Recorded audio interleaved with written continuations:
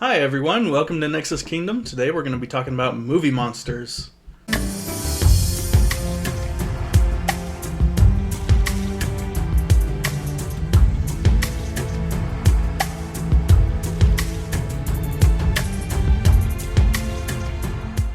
Alright, so we're going to explore what makes a good movie monster, and I've really boiled it down to just three different aspects. We're going to look into what makes a monster mysterious, what makes it lethal, and what makes it unique. So let's go right into what makes it mysterious. Okay, so mystery surrounding a movie monster really helps build the suspense in the movie, and it also captures the audience's attention throughout the entire film. Some examples of these mystery monsters in movies is Jaws. You know, when Jaws came out, it was really a new concept.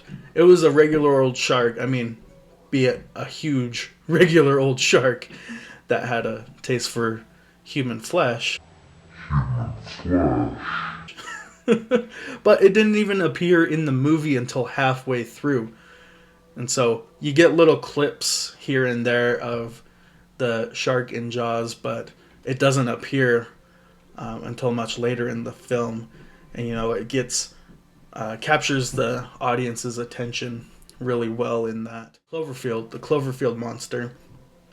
If you've seen this movie, it's shot on like a camcorder, that kind of movie, but it appears suddenly. You don't know where it's from, and you don't get an exact, like a huge shot of the creature as well.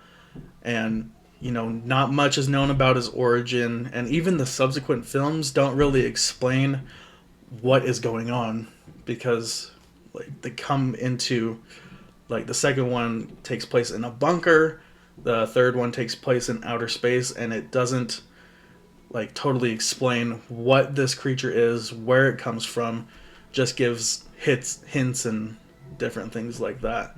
And there's a lot of other creatures as well in there. So we're going to go switch over to lethality. And so in the realm of action and thriller and horror movies, the more lethal a creature is, the more it affects the viewer. The more you're going to get an emotional response out of the viewer, and that can captivate an audience as well. So I think the majority of people are going to start running away when they see Godzilla. Right? But if I see a gremlin walking down the street, I'm probably going to shrug it off because I'm not too worried about it. I could probably take it in a fight. I just see them as those little things that Quill like kicks when he's singing at the beginning of Guardians of the Galaxy. One example from this is going to be the monster from A Quiet Place. So in that movie, this monster shows up. It's very mysterious, doesn't know where they came from, but it's also very lethal. So the smallest sounds this monster can hear, and it just runs towards the sound and destroys whatever is making that sound. So the lethality of the monster only adds to the suspense and horror created in the film. And in that film particularly, we follow the family around and how they're forced to soundproof basically their lives. And they go to the extreme through various methods to do that. Okay, so the third thing is a monster's uniqueness. Is it original? Is it memorable? Like, what is it? Those things. The uniqueness of a monster really adds to the quality of the film. You know, ordinary animals really doesn't make it a monster film. If it's someone running from a bear or wolves, I mean, it's more of a survival movie at that point.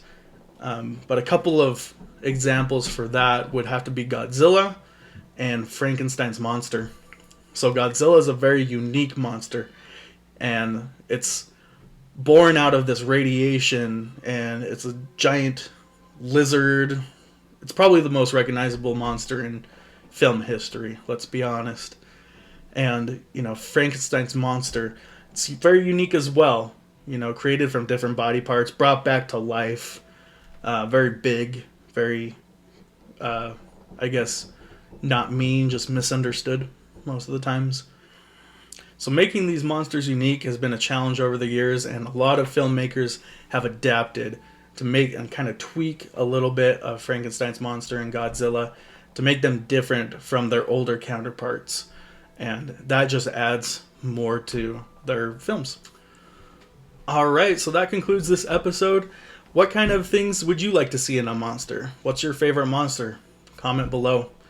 Alright, join us on Friday as we play a couple of rounds of Apex Legends. And thanks for joining the kingdom. We'll see you next time.